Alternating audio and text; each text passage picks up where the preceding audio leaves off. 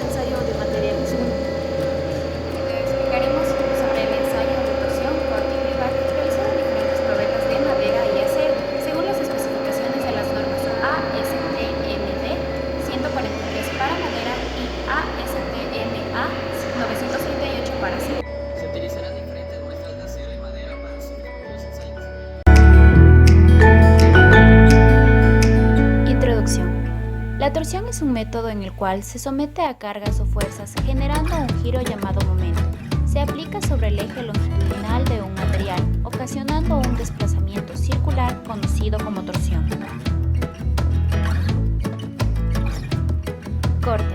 El corte o esfuerzo de corte es un esfuerzo que actúa hasta que la probeta o material se fracture en un plano. En el caso de la madera, mediante este ensayo se puede determinar la resistencia al corte, lo cual dependerá de la fibra que constituya la probeta. Corte simple. El corte simple es aquel que al aplicarse de diferentes fuerzas de manera perpendicular al eje de la probeta se corta en el eje transversal o la sección transversal generando un esfuerzo cortante. Corte doble. El corte doble actúa en dos secciones transversales de una probeta que resiste la carga o fuerza aplicada de manera perpendicular al eje, generando un esfuerzo cortante. Clivaje. El clivaje es la causa por la cual falla el material, elemento o probeta ensayado. Dependiendo de esta fractura, se condiciona la absorción de energía o tenacidad, que es la propiedad de energía total que se absorbe antes de que se rompa, siendo baja o nula, así como la velocidad del crecimiento de dicha grieta. Entonces, no es más que una fractura superficial en los planos totalmente lisos. Objetivos. Primero, analizar el comportamiento mecánico a torsión de muestras de acero y madera. Segundo, determinar la resistencia al corte y clivaje en madera y corte en acero. Equipos.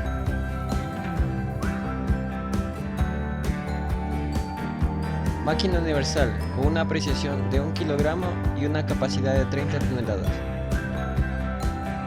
Máquina de torsión con una precisión de más o menos 2 kilogramos por centímetro y una capacidad de 1000 kilogramos por centímetro. Calibrador con una precisión de más o menos 0,05 milímetros y una capacidad de 200 milímetros. Como materiales tenemos probetas de madera para ensayo de clivaje, de forma rectangular, con un hueco tipo semicírculo en un extremo. Probetas de madera para ensayo de corte, de forma tipo banquito. Una varilla de acero para ensayo de corte. Una varilla de acero para ensayo de torsión. Un tubo de pared delgada para ensayo de torsión.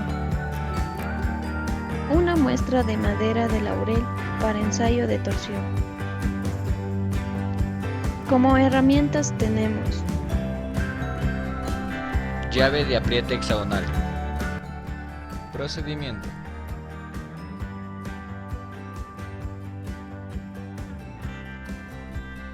Medimos el diámetro de la probeta de acero con la ayuda del calibrador. Procedemos a colocar todos los instrumentos que hacen falta en la máquina universal para su respectivo ensayo de corte y clivaje. Colocamos la probeta en la herramienta de acero y fijamos la misma ajustando los tornillos, de manera que todos estos queden fijos y seguros.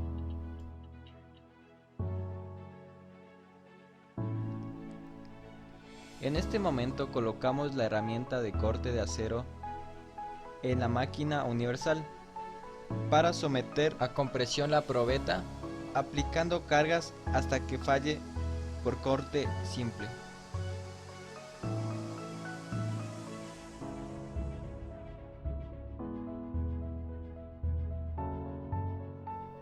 Procedemos a retirar la herramienta de corte de la máquina universal y con ayuda de la llave hexagonal procedemos a desenroscar los tornillos y veremos los resultados del ensayo realizados en la probeta de acero.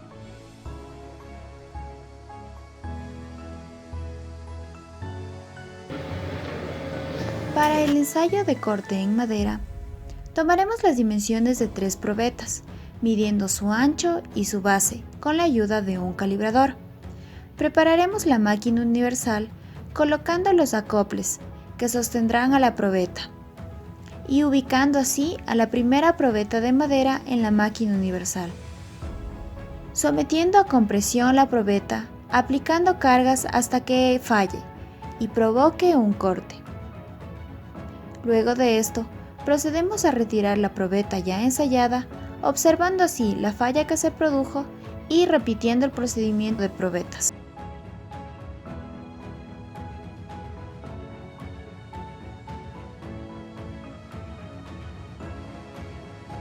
Para el ensayo de clivaje, con la ayuda de un calibrador, mediremos el espesor de 3 probetas de madera y su longitud.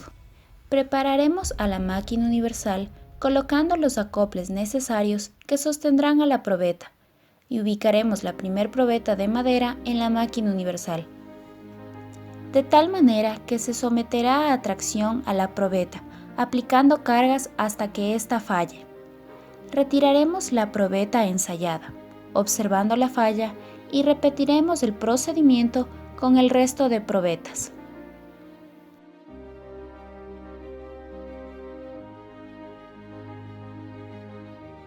Para el ensayo de torsión, con la ayuda de un calibrador, tomaremos el diámetro y el espesor de un tubo de acero de pared delgada, así como el diámetro de la probeta de madera de laurel y de la varilla de sección circular. Procedemos a colocar las probetas en la máquina para torsión, respectivamente.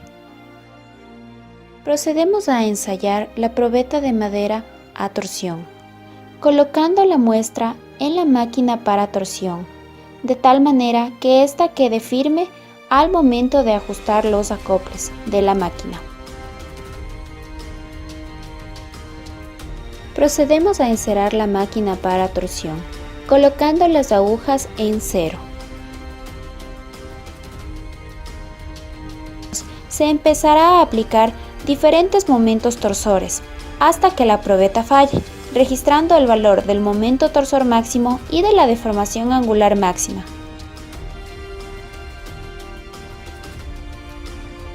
Para el ensayo de torsión de una probeta de acero de pared delgada, colocaremos la misma, ajustando los acoples en uno de sus extremos, de tal manera que el giro que se provoque afectará únicamente a uno de sus extremos, donde ésta se encuentre apoyada. Una vez encerada la máquina, se empezará a aplicar la torsión, registrando el valor de momento torsor máximo y la deformación angular máxima con la cual falló la probeta. Procedemos entonces a retirar la probeta y observamos la falla que se produjo en la misma.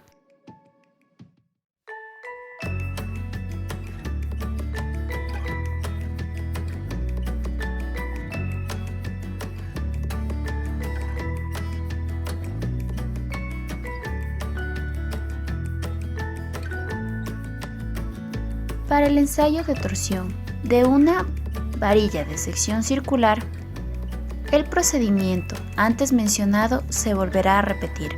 Se colocará la probeta en la máquina para torsión de tal manera que ésta quede firme con ayuda de los acoples de la máquina. Una vez ajustada la varilla de sección circular y previamente encerada la máquina, se empezará a aplicar momentos torsores, cada 10 kilogramos por centímetro, hasta llegar al punto de fluencia, registrando los valores de deformación angular consecutivamente, sin olvidar que los momentos torsores registrados irán en función del ángulo de giro, tomando entonces los valores para cada 45 grados, para 90 grados y en la zona de endurecimiento cada 180 grados y en el punto de falla cada 360 grados. Codificación de datos y resultados. A continuación se verá la forma de codificación de datos y resultados en el formato de tablas, proporcionados en las prácticas realizadas en clase. En nuestro diagrama de esfuerzo cortante versus deformación angular encontraremos los tres importantes puntos. El esfuerzo cortante de rotura que se encuentra al final de nuestro diagrama.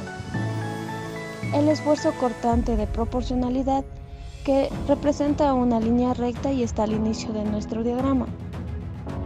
El esfuerzo cortante de fluencia que es nuestro primer pico en nuestro diagrama.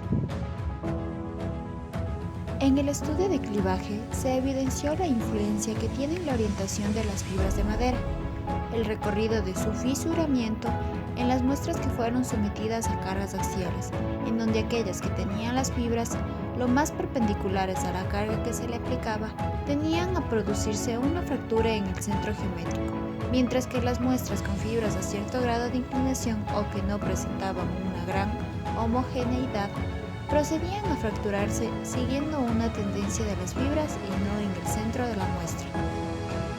Mediante el estudio se notó que una probeta hueca presentará un esfuerzo cortante mayor en comparación a una probeta maciza. Esto se debe a que los esfuerzos se concentran en la zona de los extremos, mientras que una probeta maciza, al poseer mayor área de distribución, el esfuerzo será menor y se distribuirá desde el centro de la probeta hacia los extremos. El corte, que es generado por compresión y cizallamiento, producido cuando la carga total generada por el corte aplicado excede la resistencia a la rotura del material del objeto a cortar, por lo cual se puede decir que la resistencia que es generada por un elemento de corte es directamente proporcional a la fuerza con la que se aplica, e inversamente proporcional al área de contacto. Como recomendaciones tenemos: 1. Registrar los datos con extremo cuidado, procurando no cometer errores de lectura, debido a que esto puede causar cálculos equivocados y por ende una interpretación errónea de los mismos. 2. Tomar en cuenta siempre las unidades correspondientes de lectura para no cometer errores en el ensayo.